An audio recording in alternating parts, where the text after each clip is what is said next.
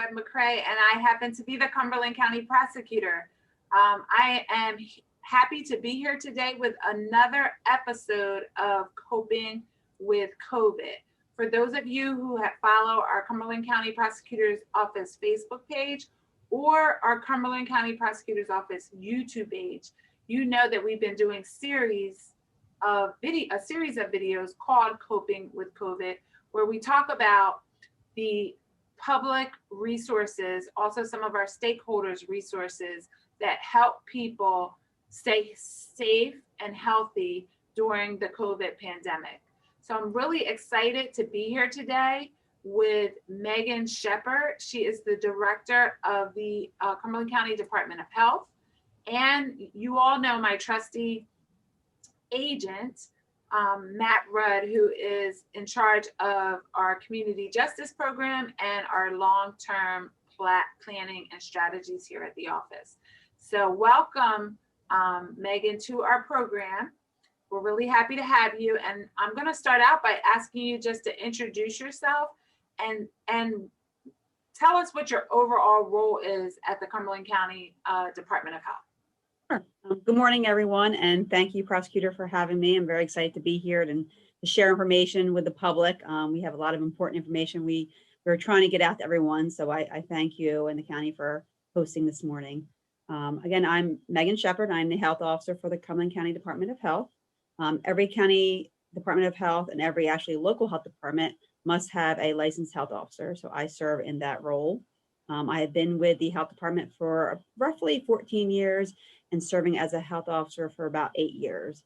I actually have a bachelor's of health and exercise science from Rowan University and a master's in public health from University of Massachusetts at Amherst. Nice.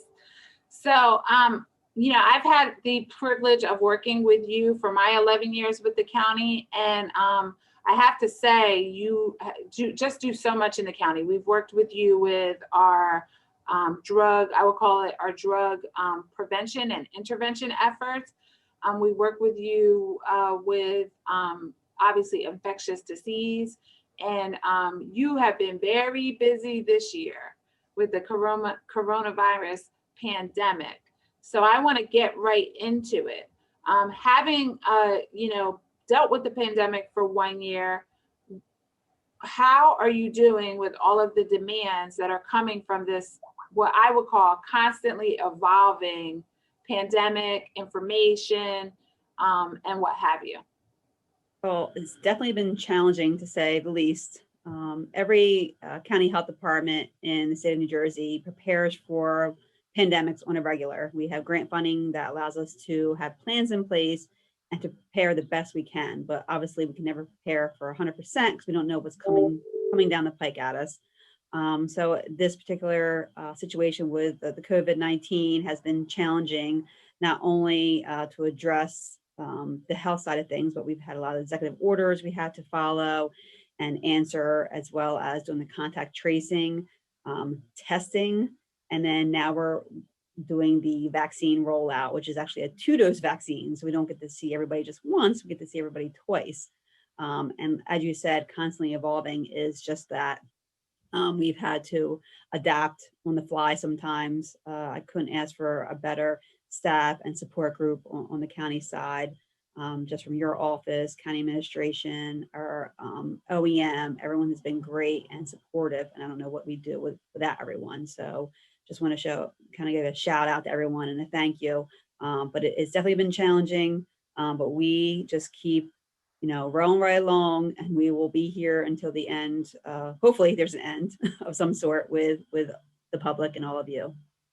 So I think this is the appropriate time for me to give you a shout out, because I definitely feel like you have been so responsive to all of the questions that we've had about keeping our staff safe, healthy, and also, since the vaccination has been available, making sure that our first responders have an opportunity, if they want to get the vaccine.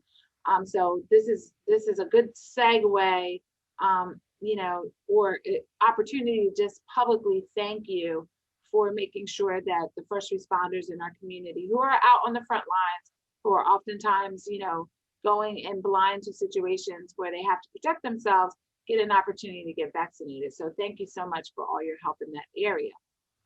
So one of the things that I think people want to know right now, and I know the answer to this question, but it seems like COVID is on the rise around the country and in Cumberland County. Where are we at right now with the status of COVID in Cumberland County? So unfortunately, Cumberland County is one of the highest percent positivity rates in New Jersey right now. And what that means is that those testing right now, getting tested, about 20% of them were testing positive. That rate did drop in the past week, so that's a little bit of good news. We're looking like we're around 14%. However, it's important for everyone to know that we want everyone to get tested. There's been increased testing in our county. Fortunately, we did have some grant funds come our way. We were able to expand testing, not only in person with our partners at Complete Care. We do know Inspira Health is also providing testing. We are providing at-home test kits for anybody who lives or works or is educated in Cumberland County. And all this is free of charge. And we're also partnering with our friends at the Vineland Health Department, who's providing on-site testing in Vineland and also in Bridgeton, and we'll be doing some pop-up sites. So we're excited to be able to offer that because it's important that we capture those cases and we know what's happening so we can plan appropriately any public health actions that need to take place. But like I said, unfortunately, we are one of the highest right now, so we have to stay vigilant with wearing our masks, using hand sanitizer, staying home when you're sick, avoiding large crowds as much as possible, especially those indoors. I know we're all getting a little antsy and just kind of wanting to get outside and just get out and see our friends and family, but we need to stay vigilant a little bit longer, particularly because there's a couple of variants that may be coming our way. There's a European variant and there's also a South African variant. They're not quite sure how the vaccine is going to how the vaccine is going to work with those variants. They're hopeful right now that the vaccine will be able to give you some protection with the variants that's popped up so far, but the research is still out on that. So again, just need to stay vigilant so we keep seeing our numbers drop as they have in the past week and a half. So Megan, where would we go if we wanted to get information about the sites? I know the answer to this question because I've been sharing information from your Facebook page, but is that the best place to go for people when they want to know where the testing sites are? Yeah, so social media, we post a lot on our social media sites. So the Cumberland County Health Department Facebook page. In addition, we are revising our website. We're working with county administration to try to have a little bit more user-friendly website, and we'll be able to display all of our information in a readable fashion. So hopefully everyone in the next few weeks will be able to go to our site and find all the information they're looking for right on that front page. And you mentioned staying vigilant, right? And even the positivity rise and now the subsequent drop over the last 10 days. Am I right in saying that those surges will often follow particular events? So I'm thinking about Christmas and New Year's, right? And also then looking ahead, this weekend is Super Bowl Sunday. So there's another concern. So when you say vigilance and the indoors, like there's data that follows those kinds of gathering type events, and that's another place that we need to consider. Yes, so correct. So we do watch the holidays, or obviously stick out Super Bowl Sunday. If there's a large event happening in our community, regardless of what it is, we're aware of it, and then we'll kind of do some, we call it epi tracking. It's epidemiology. We have a public health epidemiologist on staff. He actually will track trends.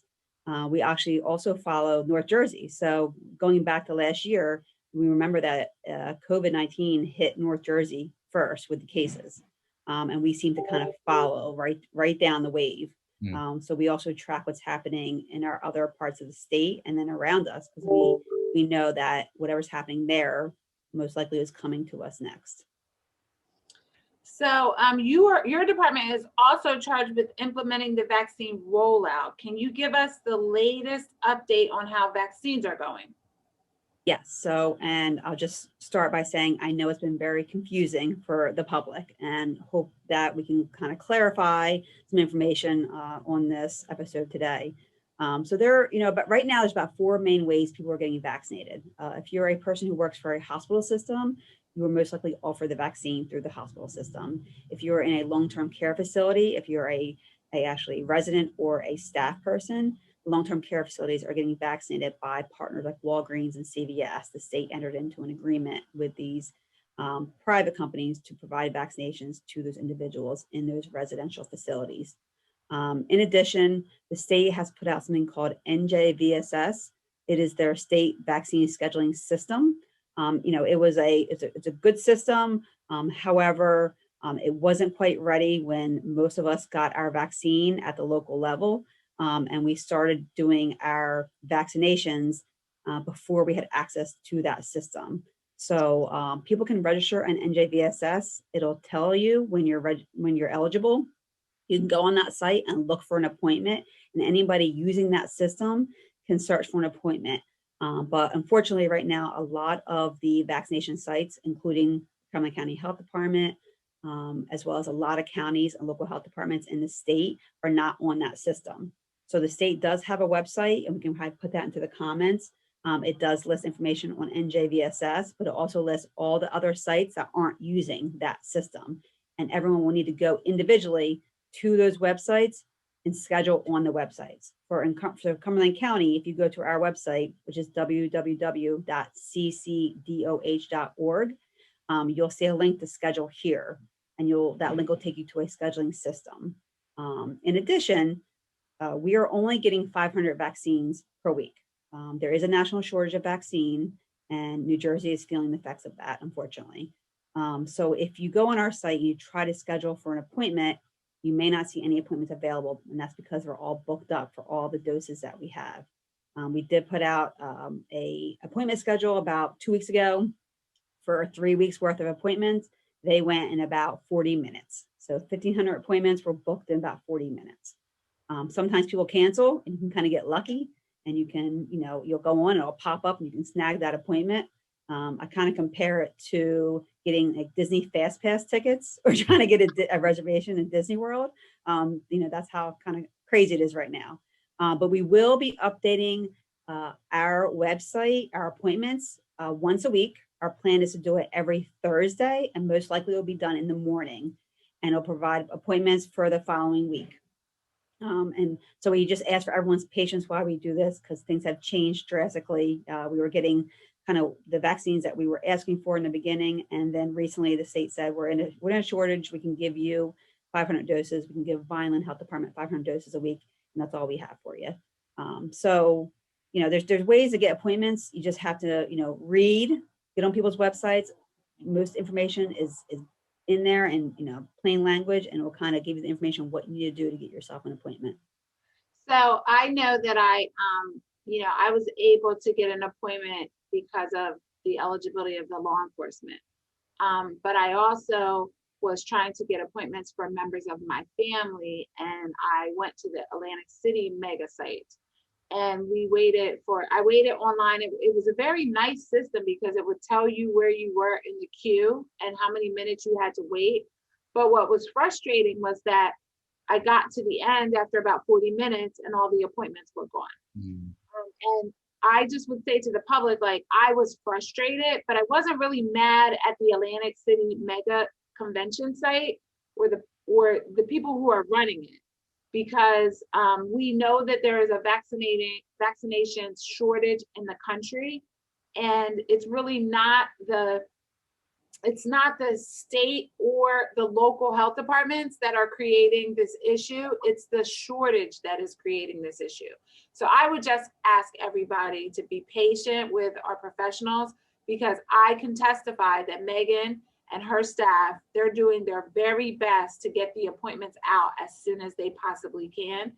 And it really is it's not them that is making this frustrating to be able to get an appointment. It's the shortage.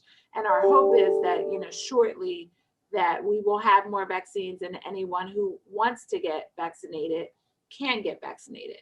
So that leads to my next question, which is, what are some common questions people have when it will be available? And I'm going to just add this one into it. Like, do a lot of people call and ask, is it safe? And is it safe? So yeah, we get all those questions. The Moderna and Pfizer vaccines are approved under emergency use authorization. And what that means is that it's gone through certain steps that the FDA feels that it's pretty safe to provide to individuals. They would not approve it if they didn't feel it was safe. It does have to go through additional steps, and that takes time to get full approval for the FDA. Because of the public health crisis that we're in, they have this in place, these EUAs, they call them, to make sure they can get things approved quickly in pandemics. It is safe for use. It did go through a series of trials. There's a few other vaccines out there doing the same thing right now, and we're hoping that they get approved shortly. But so far, it's safe for the majority of the population. There are some contradictions. If you've ever had an allergy to a reaction to a vaccine in the past, we do encourage people to talk to their physician about that. And then a couple other things too. If they have an allergy to one of the ingredients in the vaccine, then they prefer you to talk to your provider to see if the benefits outweigh the risks. There are reactions, and that's what they are. They're just reactions. Everybody is different. Everybody's body is different. My personal experience is about 2 days later, I felt tired. I felt fatigued. I had a slight headache. I just didn't feel well, not terrible, but enough that I kind of laid around. Luckily, it was a Sunday and I just kind of laid around. But I knew that was the vaccine working in my body. That's what it's supposed to do. Your immune system is supposed to respond to the vaccine. And so I knew it was working. And then I was fine after that. And if anybody has a major reaction, we do ask individuals to contact us or the facility that gave you the vaccine. And we do report that to the, it's called VAERS, it's a vaccine reporting system that we can report reactions to. So we do that as soon as we get reported to us. So the CDC and State Health Department can track any reactions timely, and it helps them make decisions moving forward as well. And do you give people the information on how to report that when they get vaccinated? So the VAERS system that you referenced, how do people know how to reach out to you to say, hey, I had this severe reaction? Do you provide? Question. Yeah. So we do have information we provide when you come to the vaccine site. So we give information about the vaccine itself. We give them information about the second dose, which I know we'll probably talk about in a little bit.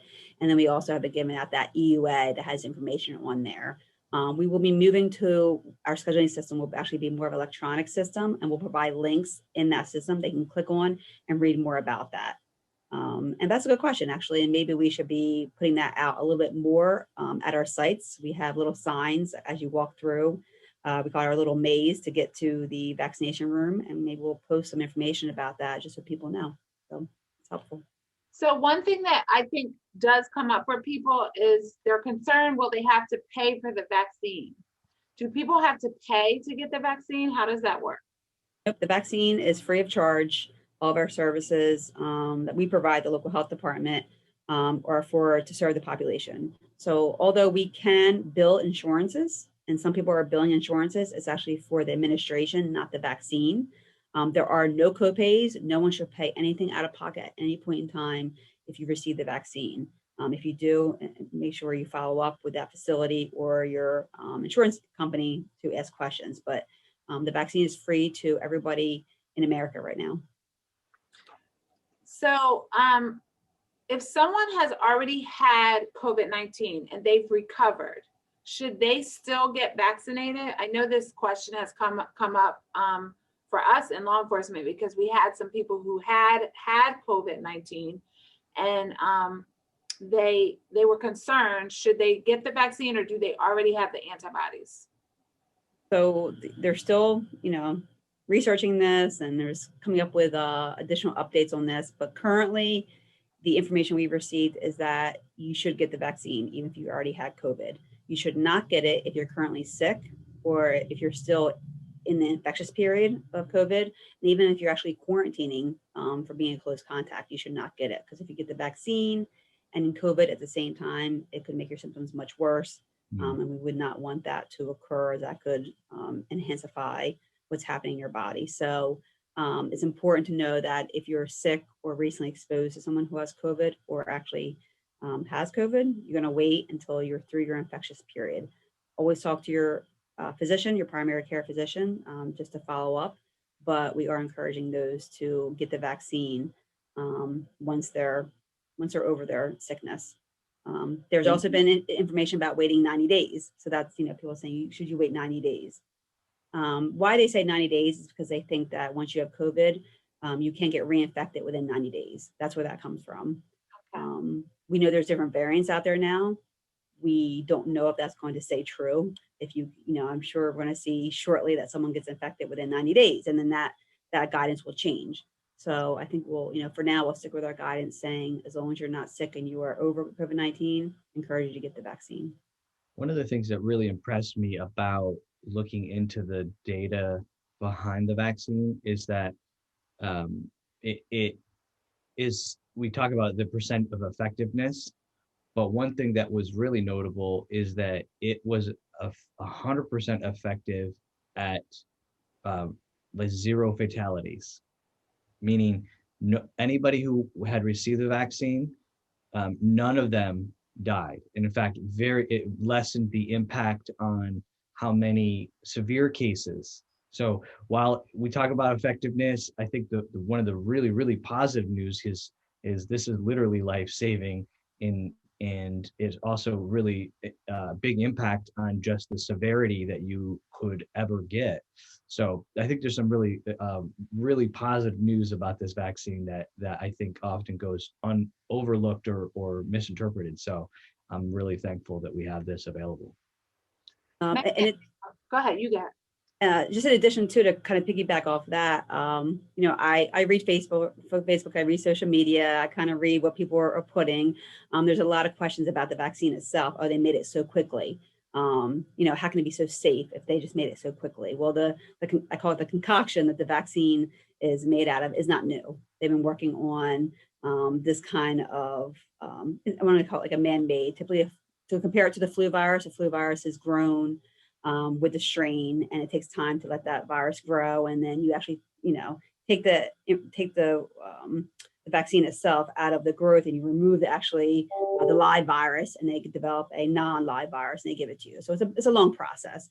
But this one is a little bit different. It is kind of a man-made vaccine, but however, it's been around for a long time. They kind of been sitting there in laboratories waiting to use it.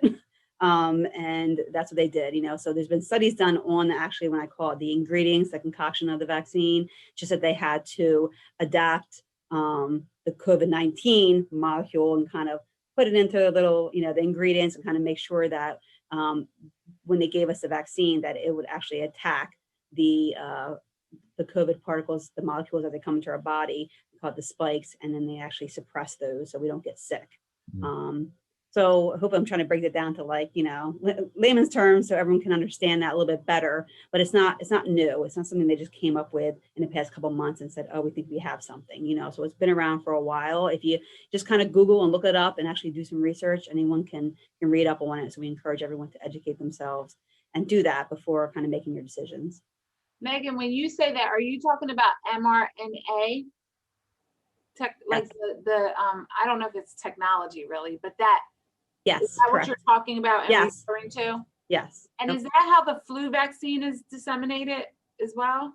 Flu vaccine is a little bit different. They actually typically grow the flu vaccine. So they take the strains that are most popular from the year before, and it can also constantly change. And there's a vaccine that has 3 strains in it, and a vaccine that has 4 strains in it. So depending on and then they grow the vaccine. Usually takes about 9 months to grow it. They actually grow in eggs. So if you see on your flu consent form, it says, are you allergic to eggs? That's why, because they utilize eggs to grow the vaccine. I see. So that is different. What's the right word? Not technology. Medical science. Right. Medical science, yes. So one thing that I heard on, I think it was NPR, it might have been NPR or CNN. They were talking about the fact that Hispanic and African Americans are not going to get the vaccine in the same percentage rate as the overall Caucasian population. And they were also talking about the fact that may come from the distrust that minorities have, and it goes all the way back to the Tuskegee experiment, where they told African American men that they were giving them health treatment, and they actually weren't. They were letting them suffer with syphilis. And obviously that's concerning to me, because we know that in at least the African American population, COVID has hit them in a much more viral way in terms of health outcomes, which is just indicative of an overall way that that medical treatments seem to get to impact poorer communities or communities of color. So I want to just pick your brain, because I think part of the solution to that is for people, maybe like myself, maybe like my parents, when they get the vaccine, to go out and tell the story and say, it's safe, it helped me, I didn't have any adverse reactions. From the public administration health perspective, what do you think is the best way for us to get that information out to those vulnerable communities? As you said, really just at the roots of everything, talking within your communities, this type of, scenario we can share on social media. In addition, the state health department has recognized this, and you're absolutely right, because COVID-19 seems to be affecting more the Hispanic and African American communities more than the Caucasians at this point in time, and actually affecting them. They're worse off, unfortunately. Looking at the fatality rate, it's higher in these communities, and so it's really important to get this information out, make sure they understand it's safe and they know where to access the vaccination. So, like I said, the state has recognized this. And this is information that's going to be forthcoming probably in about a week. I don't want to kind of get the information out before we're supposed to put it out, but there will be some additional opportunities per se for these communities in New Jersey in the upcoming weeks. So more to come on that, but when that happens, we'll be spreading the word fast and quickly. If I was just to recap what I heard between the two of you, and I think this even fits for why we're doing this episode, is that people sharing their story is really influential. And I think that we're encouraging people to do that. So we're here at a local level saying, here are people that and can trust, that are boots on the ground, working with this day in and day out. I know that I have friends who are physicians, I have family members who are physicians, and hearing from them, because I trust them and they're a trusted source for me to then make informed decisions, is really, really helpful. So I think our encouragement is, please share your story with those around you and be a positive influence, because it really does matter when people have anxiety or concerns. You can help with those as a friend or family member. Absolutely. And it's sad, but I think it's not a surprise that it's impacting persons of color. We know that maybe it's because of diet, maybe it's because of other things, that African Americans have higher incidence rates of diabetes and some of the pre-existing conditions that that exacerbate COVID. In addition to that, we know that communities of color sometimes have lower socioeconomic, they're suffering from lower socioeconomic conditions, which then, if I am blessed that, if I got COVID, I have a room in my house where I can isolate away from my husband and my child. Maybe that, people who don't have as much means of income, they don't have that opportunity. So that could be why there's more community spread in communities where people don't have big houses, they don't have extra rooms and things of that nature. So, I would say to my community, in the same way that I would say to my mom and dad, like, we have to just hold on a little while longer. We have to be careful. We have to follow all of the health recommendations from the people that have the best information possible to keep us safe. And then it's our duty and obligation to go out and tell the story if we have a bad reaction or if we have a positive experience, so that we can get people vaccinated so they can be safer from this, horrible disease that seems to have no discrimination or to me, it seems like no real direction. One person drops dead and the healthiest person, they could be the healthiest person. And then another person doesn't seem to have, really bad adverse reactions. So I've gotten my first vaccine. I did not have a bad reaction to it. I have not been told that I've had COVID, but I did get an antibody test and I did have the antibodies. And I'm still getting the vaccine because I feel like I need to trust science and trust the professionals who I know have the best information. And I would just encourage people in the community to ask the questions. And I would encourage those of us who have been fortunate enough and blessed enough to have gotten our vaccines to also tell the story if they've had a positive experience, so that we get as many people in our community to a level where they can be safe. I will share with our viewers that I encourage my parents to get the vaccine. I knew it was a personal decision that they had to make. And they, because they fell into that category of being over 65, and they have pre-existing conditions. They got their first shot and they are doing well as well. And both of them, they're going to be mad at me, are over 70 years of age. So, to others in the community, if you have questions about it, talk to, your counterparts, ask, have you got your vaccine and how are you feeling? Or we're going to make sure that we put information in the comments here so you can get more information from the people who have the best information. And I would also ask our listeners to be patient, because oftentimes when I listen to shows or I go on social media, people say things like, oh, the information's changing. The information, from day to day, we get different information from the CDC. And I would just say to you that this is called the novel coronavirus for a reason. It's novel, it's new. And information will change as our medical professionals get more information, and they are able to then give us the best advice that they can give us based on the science. And that's super, super important. So I want to personally, and I don't do this very often, but I want to personally vouch for Megan's shop and what Megan is doing, because I can tell you from my own personal experience that as information changes, she gets it out to us as soon as she can possibly get us that information, so that we have the best information to protect ourselves. And I really, really thank you for that, Megan, because that's so important now where we have this uncertainty in our lives. And, I'm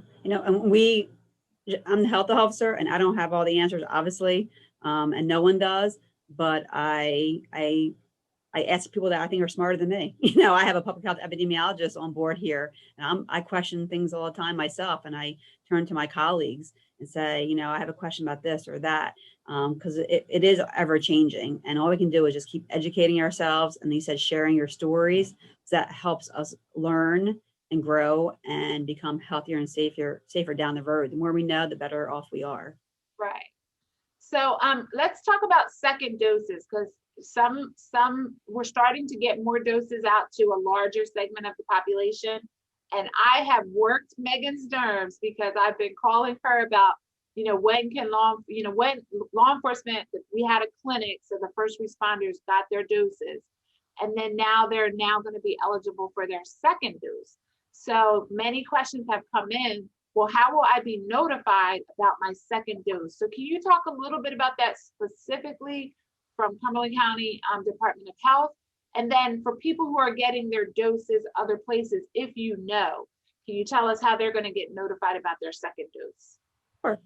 So everyone's kind of doing things a little bit differently. Sometimes you'll get an appointment at your first dose to come back for your second. We may move in that direction in the next few weeks, but for now, our health department will be sending an email to everyone who got their first dose with us. If we do not respond to that email, we will call you. We have your phone numbers, what you put on your registration forms. The email that you will receive will be a link that you can schedule your second dose appointment for. It's a secure link. It's only for those that receive their first dose within a certain time frame. So if anybody shares that link and somebody else registers, we will look at the list and say, oh, this person wasn't at our first dose clinic, and we'll cancel their appointment. We are being allocated second doses. We will have started receiving our shipments as the feds promised. So that's a good thing. So we do have our second doses coming in. But again, we're only getting second doses for those that we gave the first doses to. So everyone who received their first dose needs to go back to that same facility to receive their second dose, because that facility is the one that's receiving their second dose. We don't have enough to give everyone their second doses if you went to a mega site or if you went somewhere else. So you must go to the facility that gave you your first dose. Again, we're doing it through a secure registration link. Every site is a little bit different. So I'd encourage everyone to contact that facility, or when you get your first dose, ask that question. We learned lessons learned. We didn't have that ready for everyone. And then we prepared a second dose fact sheet that we're now giving out at our clinics. And we were also sending emails through Noah Hetzel. He's our assistant health officer, and he's been kind of lead on our scheduling system. He's been keeping everyone abreast of, how we're moving forward. So it was a live and learn situation for us as well. We've never had to give a second dose of anything and try to arrange for appointments. So we're hoping that process improves as we move forward. Wonderful. And I will share that, again, telling the story, my husband was eligible once they expanded to pre-existing conditions. And he went to a mega site and he did get his appointment. They gave the appointment out within like 2 days of him getting his first dose. So he already knows when he has to go back for his second dose. So that's a really good thing, I think. I really want to give you a shout out, because this happened so quickly, and the information was just coming from all different. I mean, we were getting information about, because we knew first responders would be getting their, being in that priority group. It just seemed like you had to keep pivoting and moving quickly and getting information almost as you're doing it. So you've done a really good job of that, and we appreciate that. And probably one more important thing to know too is that you don't have to get your second dose exactly on day 28 or day 21 if you got the Pfizer. You should, if you got Pfizer the first time, you should get Pfizer the second time. If you got Moderna, get Moderna again. But they are looking into possibly having individuals get, one of each, but we're staying away from that from right now. We want you to get the same vaccine twice. Which one are you doing, Megan? We were doing Moderna, and Moderna is only approved for anybody 18 and over. Pfizer is 16 and over, and you can get it the first dose, and then the second dose is 21 days later. Moderna is 28 days later. But right now, what's the range you said? So it doesn't have to be on day 28, but when should they make sure that they do get it by? So the CDC has given some additional guidance that you can get it anywhere between day 24 and up to 42 days. So ideally, the closer to 28, the better. And that's what we are striving for. We're actually striving for either 28 to 30 days. If you get a vaccine on a Tuesday, which is our first dose clinics, 4 weeks later on a Thursday, that'll be your second dose clinic. So approximately about 30 days it'll be for our clinics. So let me ask this question. A couple other things that popped up for me that I thought about. Like, I read that the state opened a phone line because we know our seniors are not like really great with technology. I don't want to say that, because some are. But like I know that with my parents, I ended up getting on to help register them when they became eligible, because they could never have done the system online. So my question is, have you heard from people, maybe older people or people who are not great with technology, how they're faring on the phone system? Yes, so that is one area that we have all acknowledged that needs to be worked on. And the state does have the hotline and is helping individuals schedule. However, they can only help individuals schedule through NJVSS. And unfortunately, most of the sites in New Jersey are not utilizing NJVSS right now. So that will fall back to the local level to handle, themselves. We have had conversations with our Office on Aging and Disabled, and you'll be hearing more information about that probably in the next few days. We're working on a press release right now to tell people how they can actually find assistance to get them registered online Wonderful. in Thank a you. partnership. So we do have, we have a phone line opened up that we answer questions for. We do refer people to the state hotline for general questions. And like I said, we're grateful that our Office on Aging is coming on to assist us to help some of those individuals who may not have internet access, and to make sure they can get an appointment for those that are over 60 and or disabled, and that fall within the priority groups. Okay. So you said you have a phone line. Is it best to call your phone line or the state phone line? What would your recommendation be? So we do have a phone line for our residents to call. It's 856-327-7090. We're going to be manning that phone line as long as we need to. It's more for questions regarding our clinics. Maybe you have a problem with scheduling your second dose. You haven't heard from us, to get information more about our partnership with the Office on Aging. But for general questions, we really want people to call the state hotline. They have a much bigger workforce that can handle those calls coming in than we do. But we want to provide something for our residents to be able to call somebody and actually talk to a human voice in your own county, and hopefully we can help them. Let me But ask this most questions can be answered via the website, is what I'm also hearing. Yes, yeah, prefer the website. I mean, we are all getting hundreds of calls and Facebook messages a day, and we do our best to respond in a timely fashion. We resort to our out of office messages and our emails just to give information, because we started to not be able to keep up. So we do we do hope that people go to our Facebook page and our website and read the information. And those that don't have access to that, we will respond via our phone hotline. Megan, I heard that people are like surfing around the state or sometimes going out of state to get vaccines. Are you seeing that in Cumberland County, that we're getting people coming here from that are outside of Cumberland County for vaccines? Yes. So the state did recently give another update on that. We cannot restrict anybody that lives in New Jersey coming to our site. We can restrict those coming out of state to our site, but we can't restrict those that live in New Jersey. But we can prioritize our residents. So we have the ability to prioritize as long as we keep a wait list of those that are out of our county. That too takes manpower to sift through those registrations. And we don't know sometimes if they're getting educated in Cumberland County or working in Cumberland County, and we don't really, we know we want to vaccinate all of our residents and all of New Jersey. So, as a vaccine becomes more available, we're hoping that's not such a big deal, that people can go in their own communities and get the vaccine. But right now we do have a standby list. We actually stopped it because we were up to about 500 people on that standby list. And we want to make sure we kind of work through that. But eventually, we're just trying to make sure anybody who wants a vaccine can get it. So is there a reason why Cumberland County didn't get a mega site? I have to surmise it might be because of our population. Is that why it's in Gloucester and not in Cumberland? Yes. So the state chose the mega sites, and we will say we fought for one. Myself, voice up on the call, think about Cumberland County. We're essentially located between Salem and Atlantic County and Cape May, and easily accessible off 55. And so did our commissioners and administration. Unfortunately, we were not chosen for a mega site. It did go to Rowan College in Sewell, and there's one in Atlantic City. They're the closest ones to us.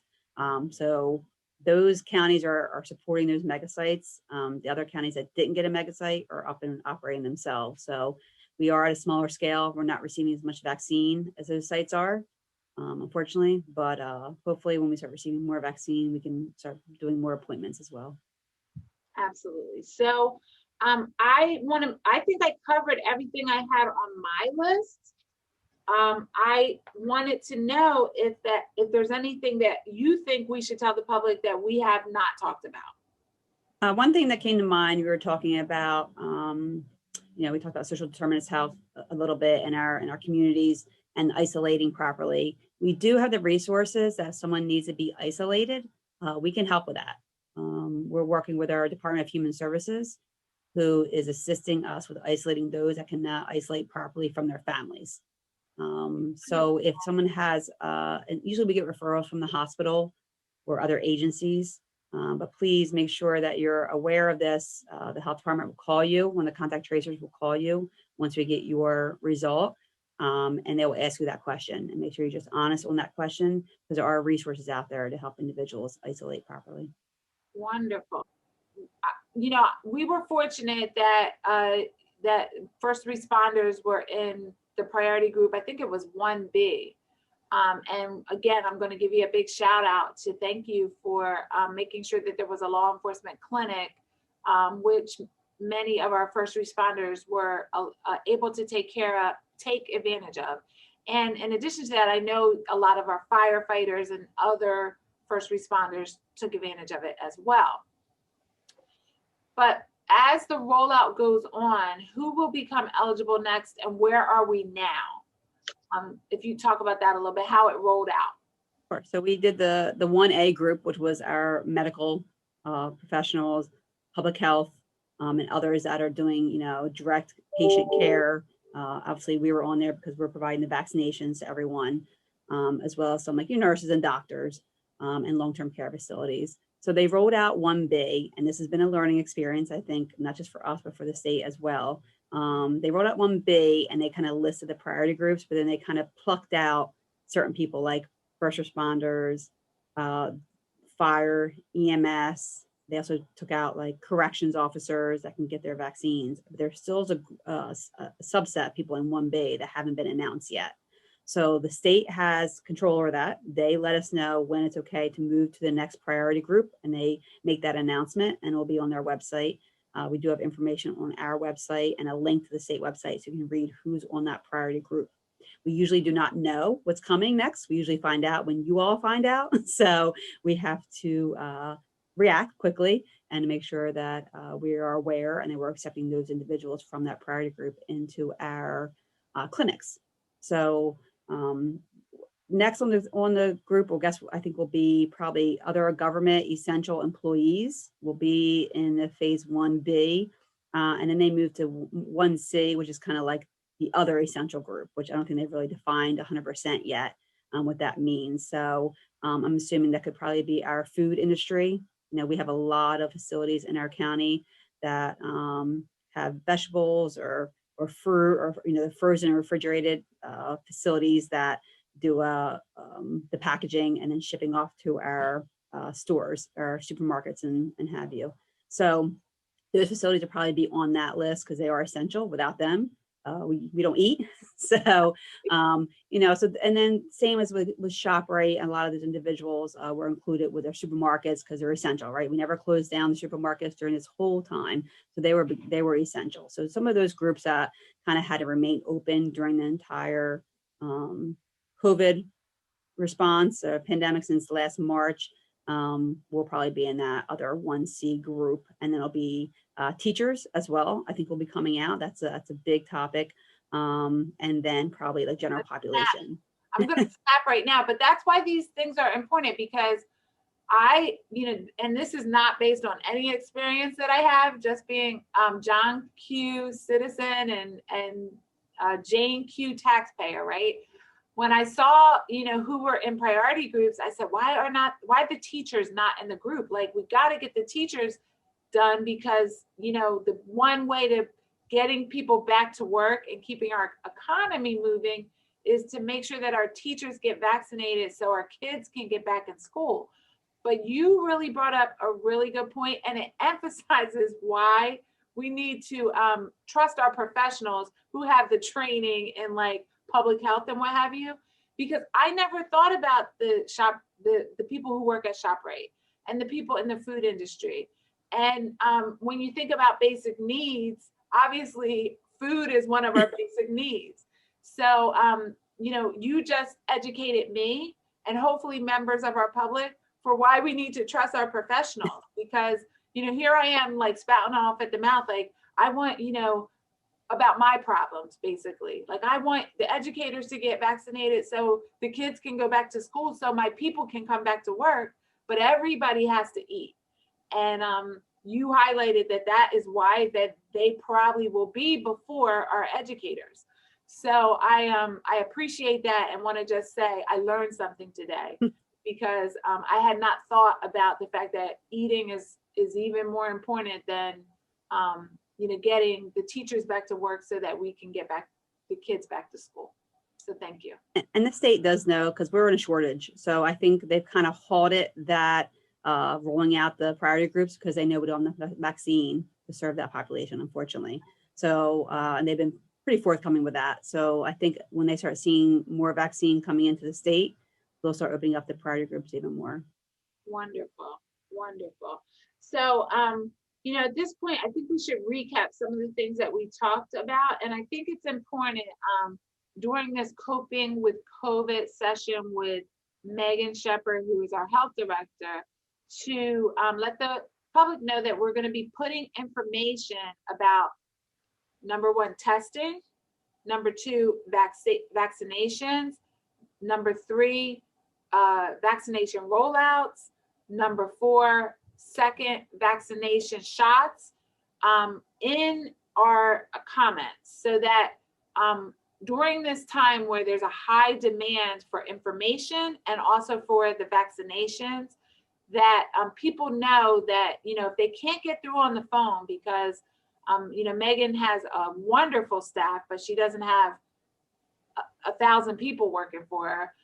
They can get that information from the web and online. So we're going to be putting in our comments links to information about all of those topics that I just mentioned, so that people can just click on the link and get the information that they need to be armed with the information to keep themselves safe during this COVID-19 pandemic. I'm going to ask you a closing question that really is based on your training and experience in public health administration. Do you feel like we're closer to the end than we are at the beginning of COVID? Is the what's the word, verdict still out on that?